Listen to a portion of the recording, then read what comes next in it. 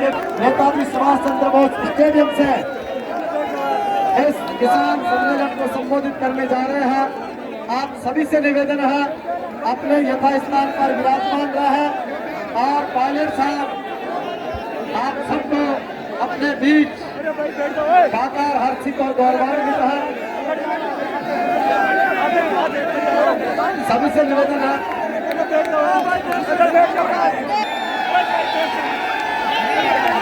राम राम साहब,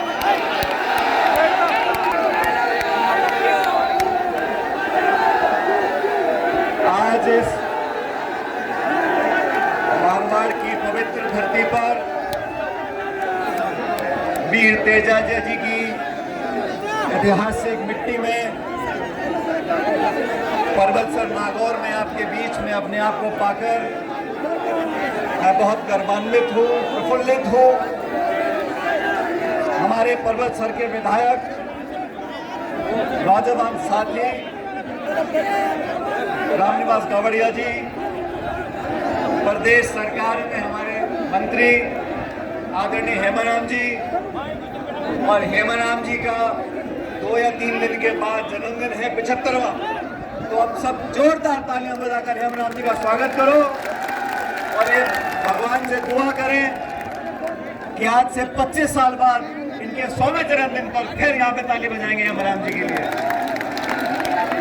मुकेश भाकर जी हमारे विधायक लाडनू से, हमारे पूर्व मंत्री और पूर्व विधायक नसीम जी, बनाराम जी, मीरा देवी जी प्रधान, रामनारायण जी प्रधान, विद्याधर जी चौधरी साहब, ज्योति खंडेलवाल जी, प्रशांत शर्मा जी, महेंद्र लाहता जी, इरफान चौधरी जी, लक्ष्मण जी, ब्रिज किशोर गयाड़ा जी, पूर्णाम चौहल साहब, गोपाल जी, राजूराम जी, कमल बखोलिया जी, अनिल चोपड़ा जी, मंच पर उपस्थित सभी नेतागण और आज पर्वतसर में नागौर में इतनी बड़ी संख्या में पधारे हुए मेरे किसान भाइयों, आदरणीय बुजुर्गों, माताओं, बहनों और दोस्तों,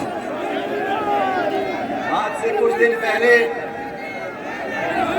रामनिवास जी जयपुर में मुझसे मिलने आए थे और इन्होंने कहा कि मेरे क्षेत्र में नागौर में हम सब किसान भाई मिलकर एक संदेश देना चाहते हैं, संकल्प देना चाहते हैं और एक किसान सम्मेलन का आयोजन हम करना चाहते हैं। मुझे खुशी है कि आप लोगों ने जिस आशीर्वाद से, जिस प्यार से, जिस लाड से इस रामनिवास मेरे छोटे भाई को आपने विधायक बनाया। ये रामनिवास जी जब जयपुर में यूनिवर्सिटी में पढ़ते थे, सुनो शांति से मेरी बात को सुनो। रामनिवास जी जयपुर में पढ़ते थे यूनिवर्सिटी में, तो ये मेरे पास उस समय में प्रदेश का अध्यक्ष था। तो यूनिवर्सिटी में इन्होंने NSUI से अध्यक्ष पद का टिकट मुझसे मांगा और मेरा मन था कि इनको यूनिवर्सिटी में अध्यक्ष पद का मैं टिकट दूं NSUI का, लेकिन परिस्थिति ऐसी बनी कि इनको यूनिवर्सिटी का टिकट नहीं मिला। लेकिन 2018 के विधानसभा चुनाव आए और मैंने दिल्ली में जाके राहुल गांधी जी को बोला, सोनिया गांधी जी को बोला, मैंने कहा हमारे को कांग्रेस पार्टी को नौजवानों को ताकत देनी चाहिए। और उस समय मैंने मुकेश जी और रामनिवास जी को मैंने कहा, रामनिवास मैं तुम्हें यूनिवर्सिटी का टिकट तो दे नहीं पाया, मैं तुझे MLA का टिकट दूंगा।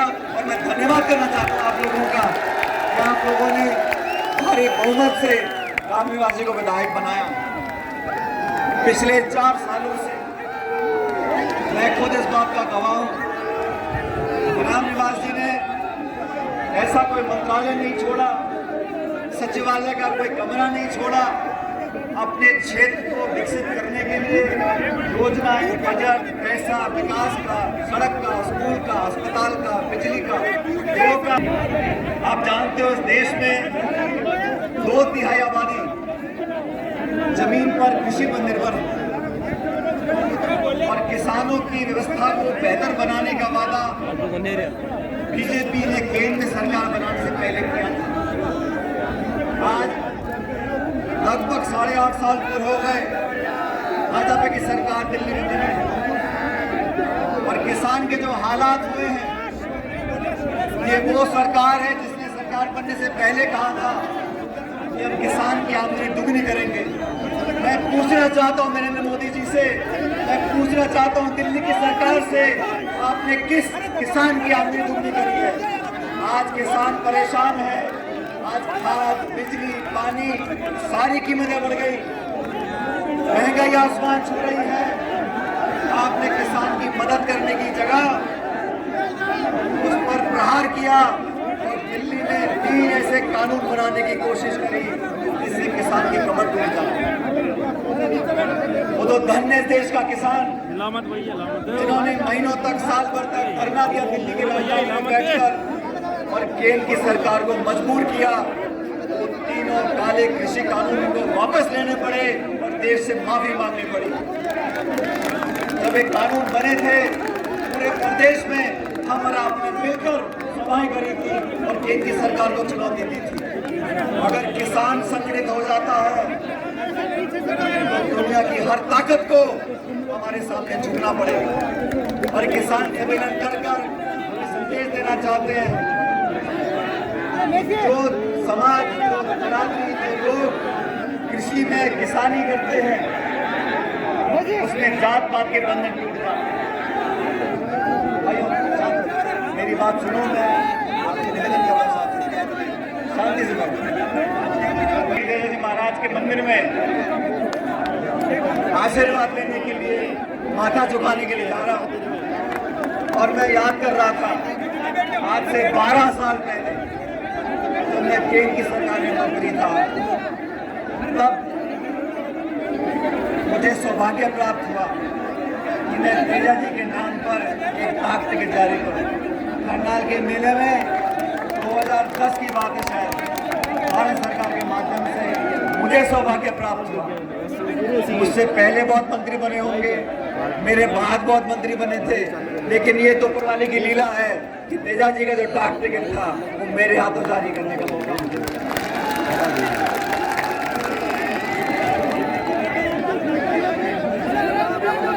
साथियों, इस देश में आज से 9 साल पहले जो भारत की जनता पे कर्जा था वो 56 लाख करोड़ का था।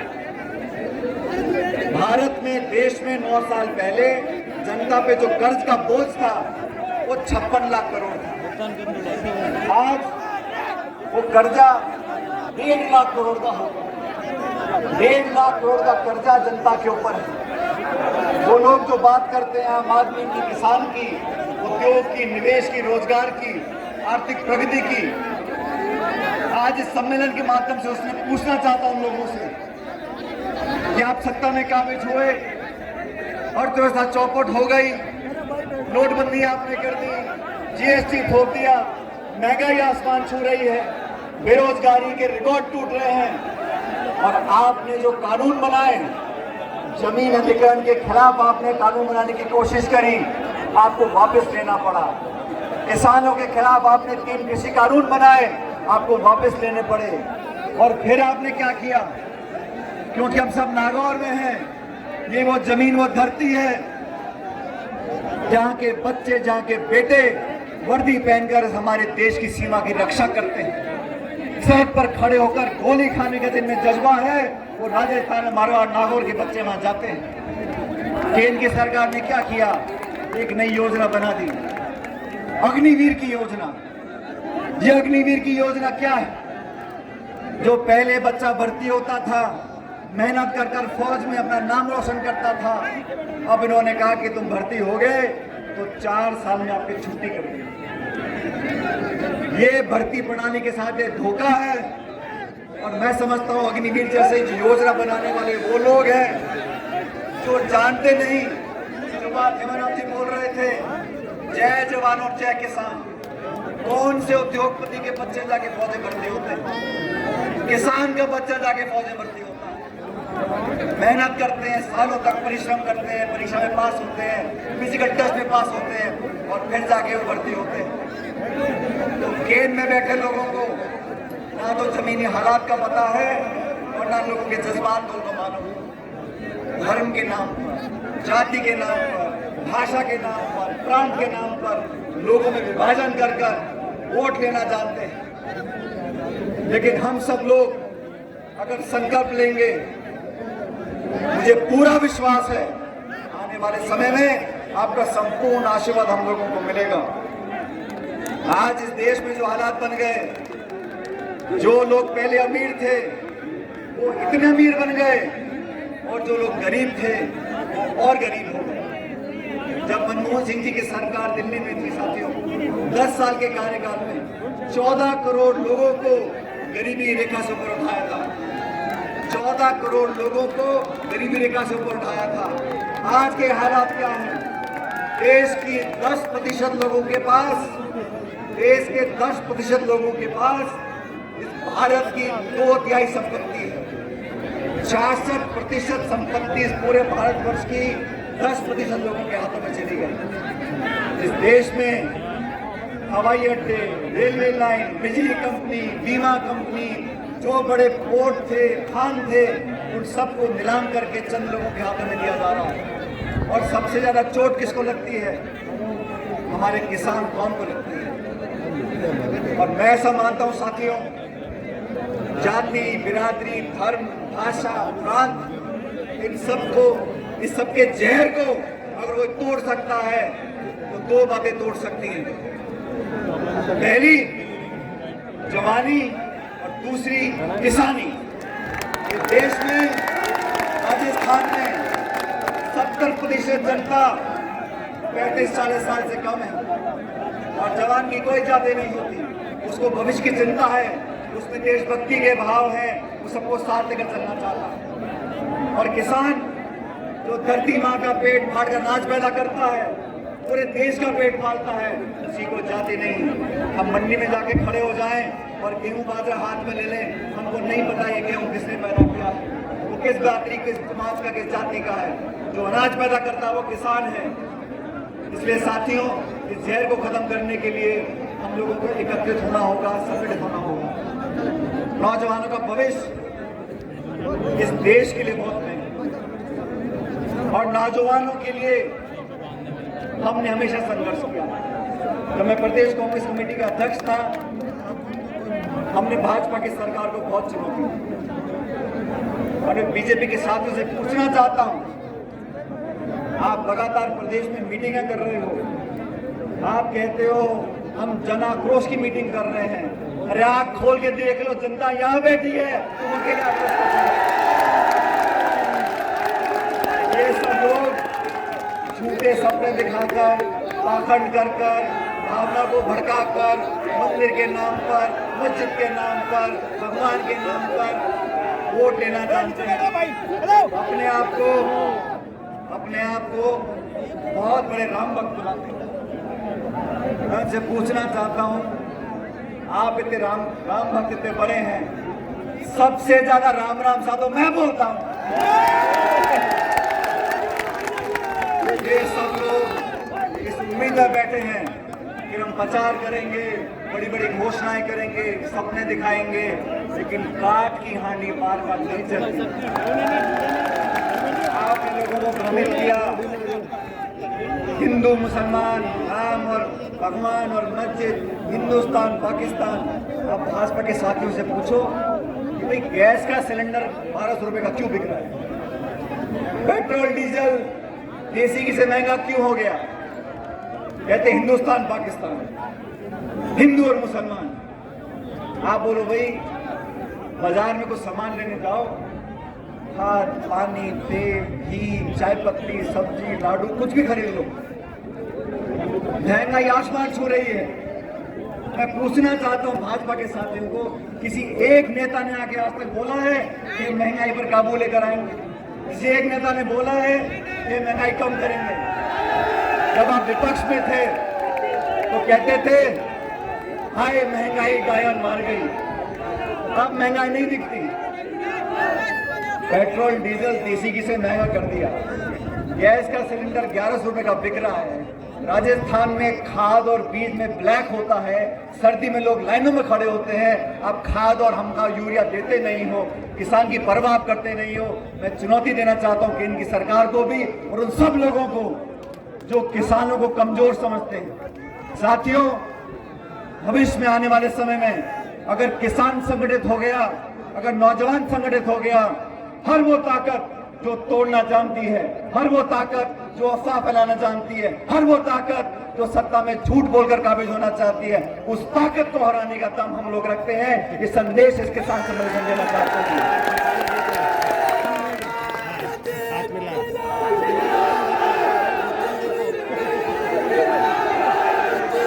किसान के नाम पर राजनीति सब करते हैं, लेकिन किसानों के हालात आज क्या हैं?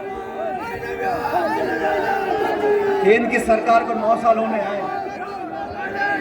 अगर कोई बहुत बड़ा उद्योगपति है, करोड़पति है, उसकी तुलना आप छोटे किसान से करो। जो किसान 2 बीघे में खेती करता है, जो किसान 2-3 बीघे में खेती करता है, उसको अगर एक ट्रैक्टर खरीदना, उसको अगर एक बोरिंग करवानी है, उसको अगर एक गाय या भैंस खरीदने के लिए 50,000 रुपए का बैंक से कर्जा चाहिए, तो भला आदमी बैंक के 10 चक्कर काटेगा। फिर उसको प्रमाण पत्र चाहिए, फिर उसको दस्तखत चाहिए, फिर उसको क्या गिरवी रखोगे, और 15 चक्कर काटने के बाद 50,000 का अगर कर्जा किसान को मिलता है तो बीच में उसको 10,000 रुपए की कमीशन देनी पड़ती है, और फिर जाके उसको कर्जा मिलता है। और कोई बहुत बड़ा खरबपति हो, ये बैंक में फोन कर दे तो बैंक का मैनेजर पैदल भागता हुआ जाके चेक देके आता है।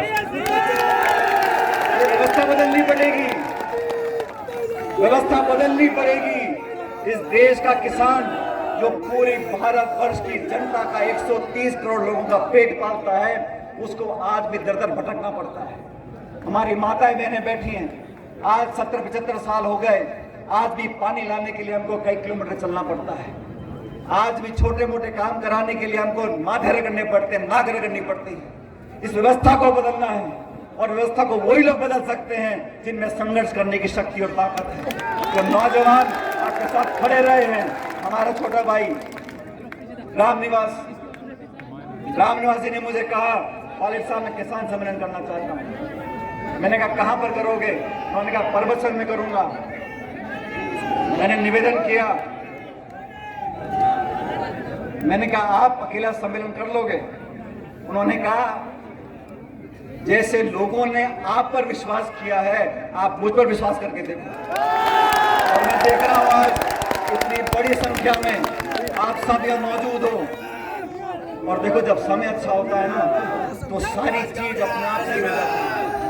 आज से 2 दिन पहले ये घोषणा करी, टेलीविजन देख रहा था, टेलीविजन में खबर कर रही थी कि 16 तारीख से उत्तर भारत में, पश्चिम भारत में इतनी भयंकर सर्दी होने वाली है, शीतलहर होने वाली है। तो मैंने सोचा, मैंने कहा 15 की रात को बहुत ठंड पड़ी है, 16 को हमारे किसान भाई सुबह सुबह काम कर सम्मेलन में कैसे आएंगे। कि मैं सुबह जयपुर में जब मैंने आँख खोली, इतना बढ़िया मौसम, इतना नीला आसमान,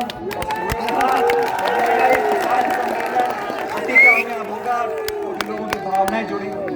लोग चाहते हैं कि किसान समृद्ध हो, किसान ताकतवर बने, हमारे बहन बेटियां नौजवान पढ़कर आगे बढ़ सके। और मैं आज उस बात को दोहराना चाहता हूँ जो मैं बचपन से सुनता है। मैं जब स्कूल में पढ़ता था तो अक्सर जो शौकीन होते हैं घर के बच्चे, मैं भी पायलट साहब के साथ, मेरे स्वर्गीय पिताजी के साथ सभाओं में जाता था, और सभाओं में अक्सर वो बोला करते थे कि इस देश की व्यवस्था को, अर्थव्यवस्था को बदलना है तो जो लोग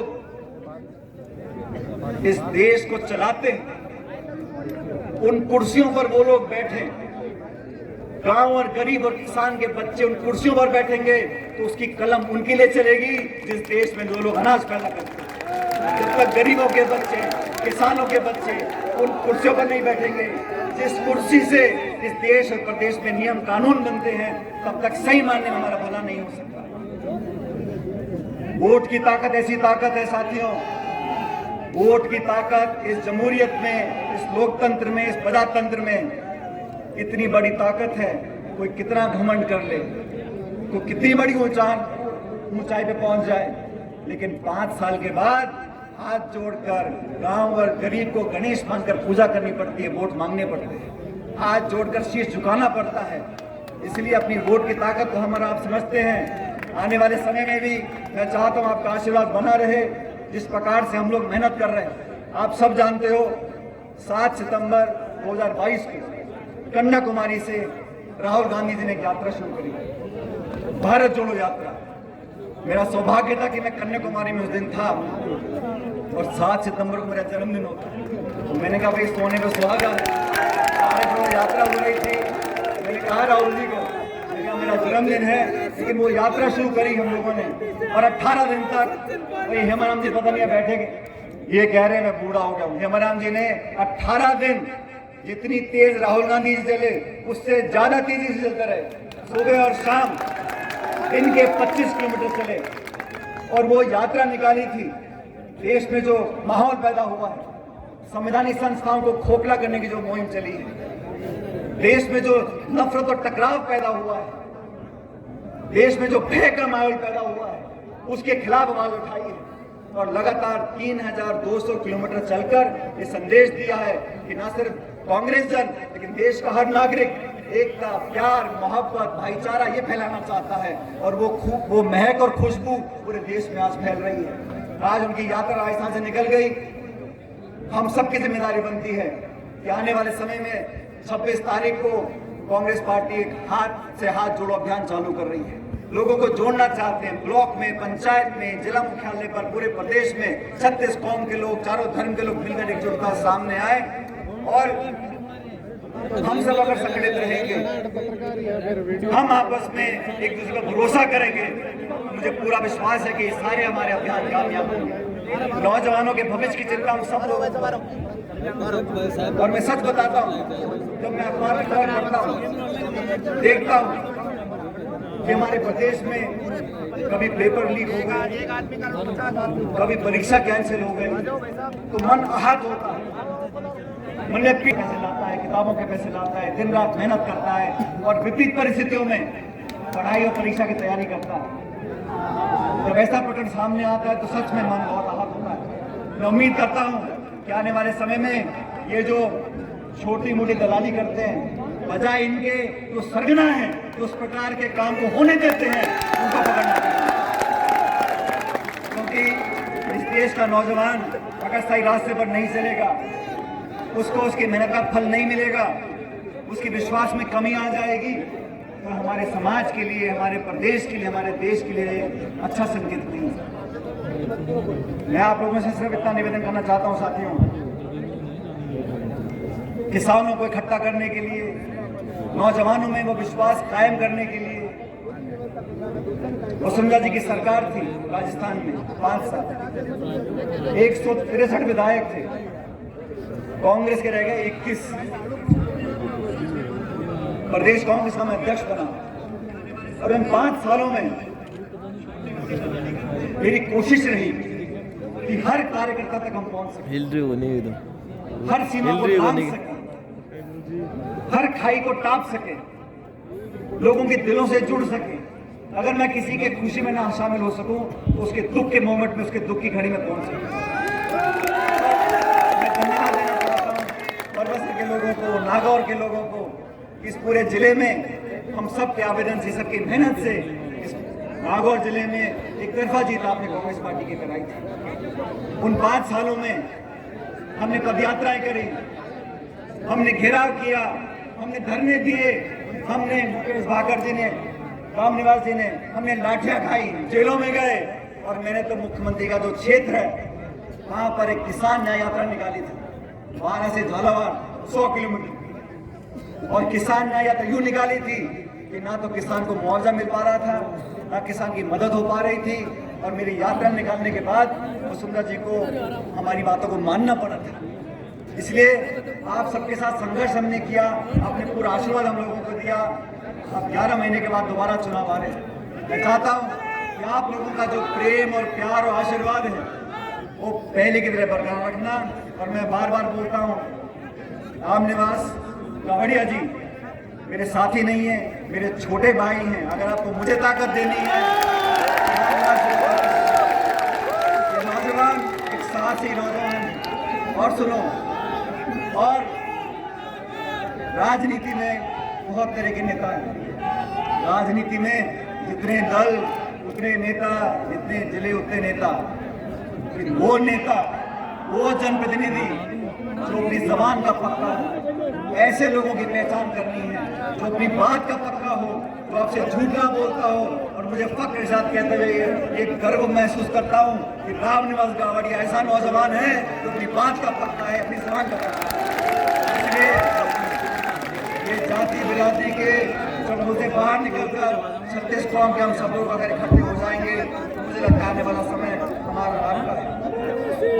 अभी ये उनकी सरकार बहुत सारे वादे करती है, लेकिन मैं इस किसान सम्मेलन से, साथियों, मैं इस किसान सम्मेलन से आपके सामने एक बात रखना चाहता हूँ। ये 3 कृषि कानून वापस ले लिए, केंद्र सरकार ने माफी मांग ली, लेकिन आज तक भी एमएसपी पर कानून नहीं बनाया। न्यूनतम समर्थन मूल्य पर अभी तक कानून नहीं बनाया। एमएसपी पर जो खरीद होती है उस पर कानून नहीं बनाया। मैं आप सबसे चाहता हूं, इस संदेश नागौर से जाए दिल्ली तक कि एमएसपी पर कानून बने। ऐसा प्रस्ताव मैं सभा में रखता हूं। अगर आप मेरा समर्थन करते हो तो हाथ खड़े कर बताओ बनना चाहिए, किसान की खरीद होनी चाहिए, और जो वादे आपने किए थे किसान की आमदनी दुगनी करने का, उस वादे को पूरा करो। आज इस सभा में आप सब लोगों ने जो उत्साह दिखाया है, जिस जोश और जिस प्यार के साथ आपने भागीदारी निभाई है, मैं आप लोगों का हमेशा कायल रहूंगा। और इस मंच से मैं आप लोगों से वादा कर जाता हूं, जब जब मैंने आपसे प्यार मांगा है आपने दोनों हाथों से दिया है। मैं भी आपको वादा करता हूं, जब चाहोगे जहां चाहोगे मैं आपके लिए खड़ा रहूंगा, आपसे कंधे से कंधा मिलाकर रहूंगा। और जो भी आप लोगों की मांगे हुई उनको पूरा करने के लिए मैं कभी छोड़ने वाला नहीं हूं। मेरे साथ साथियों, जोरदार नारा देना, जय हिंद, जय हिंद, जय हिंद। बहुत बहुत धन्यवाद। राम राम साहब।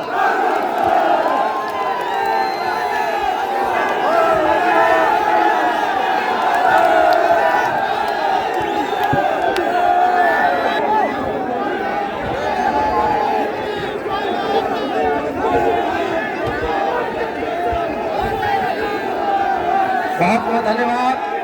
और लीजिए अब ये पोडियम हटा दो, नीचे हटा दो पोडियम एक बार। आदरणीय पायलट पोडियम को नीचे हटा दो, बिल्कुल नीचे हटा दो एक बार। आदरणीय पायलट साहब को ये हल भेंट करके और ट्रैक्टर भेंट करके किसान समृद्धि का ये संदेश दिया जा रहा है। किसान एकता का ये संदेश आदरणीय पायलट साहब को पर्वत सर की इस पावन धरती से दिया जा रहा है। बहुत अभिनंदन, स्वागत। पर्वत सर के लाडले विधायक रामनिवास गावड़िया के स्नेह दरबार में पर्वत सर के नेताजी सुभाष चंद्र बोस स्टेडियम में आदरणीय श्री पायलट साहब के मुख्य आतिथ्य में जो प्रदेश का सबसे बड़ा किसान सम्मेलन होने का गौरव, जिसमें हमारे लाडले विधायक कानपुर से मुकेश भाकर जी, दातारामगढ़ से वीरेंद्र जी चौधरी, हमारे फलेरा से विद्याधर जी, हमारे पुष्कर से नसीम अख्तर,